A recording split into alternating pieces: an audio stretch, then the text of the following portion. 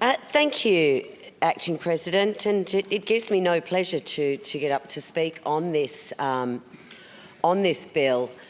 I must say I do get quite disturbed when we do this in this chamber, and this is not the first time we've done this. But certainly I think I'm more troubled by this circumstance where we are dismissing a council than I have been in previous cases. Because when I've read the reports in previous cases, we have seen some systemic problems with those organisations. Now, in this report that we only received this morning, the Monitor clearly states that there is no systemic problems with Casey Council, clearly and repeatedly states that the council is well run, that the administration is excellent, that there has been no reduction in the service delivery, and that this was reinforced by customer contacts and the complaint information. So this has not been a systemic failing of the council and of the organisation, unlike what we saw in Geelong, where there was an absolute failing at every level of that organisation, and that did require a roots and all change to that organisation, change to the structure, change to the culture. But in reading the 10-page report from Ms Gardner, I'm quite surprised by the findings and recommendations that she makes at the end. She speaks very positively about a number of the councillors there. She speaks to some of their absolute dedication to their work. She raises some concerns about their level of understanding of process and procedure, and that is troubling. She raises some concerns about their lack of preparation before meetings. She raises concerns, she raises concerns that the councillors are lazy, but also points out that that's not all of them, and yet we are being asked to dismiss them all, and that is the only way that we can do it. Now, I must say, I actually met with the Mayor yesterday, because I had received her emails, as I'm sure the rest of us in this chamber have, and I met her and a number of other councillors to hear from them what it was like in their experience. And as the Monitor points out, they have been shaken to the core by this IBAC investigation of two of their colleagues. They've been shaken to the core by the front page deluge that the newspapers have placed on this council.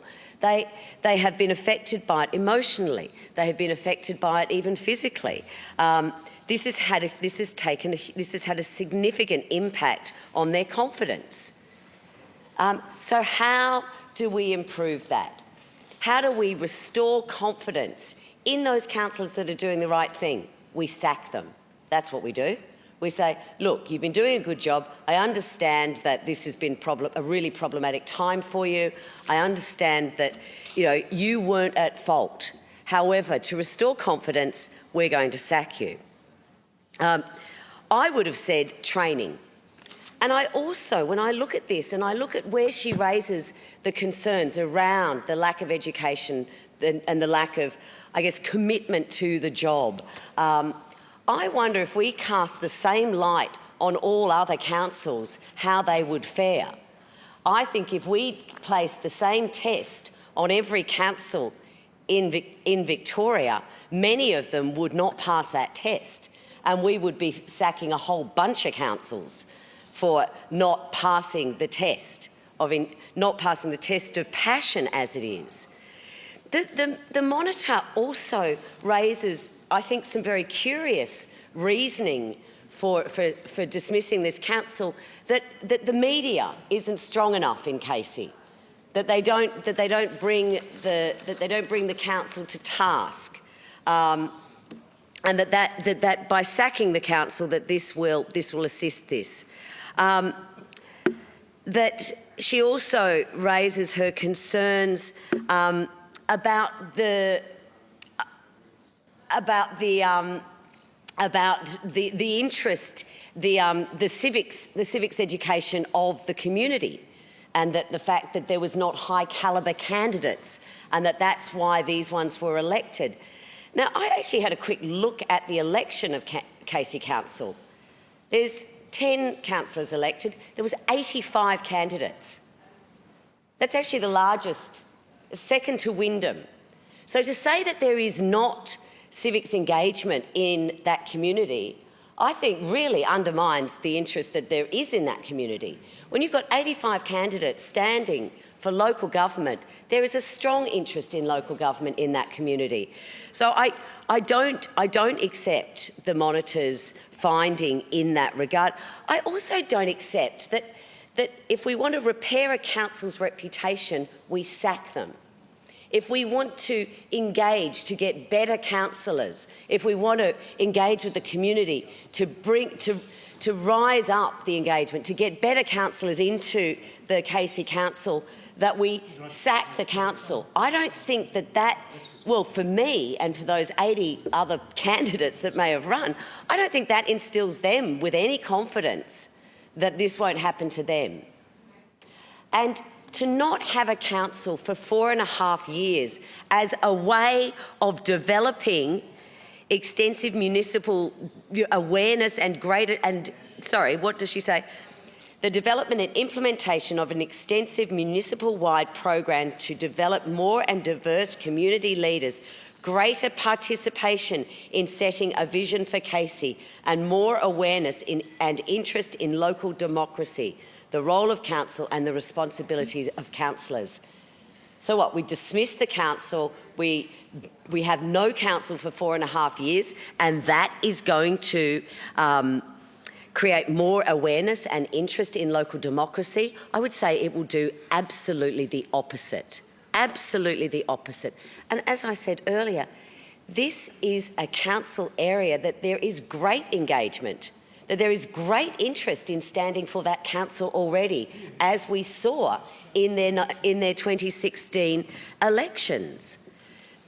I certainly think some of the councillors have failed in their duties, and obviously there's a couple that have not only failed, they have been absolute criminals and they should be in jail. But does sacking the whole council, is sacking the whole council the answer to that?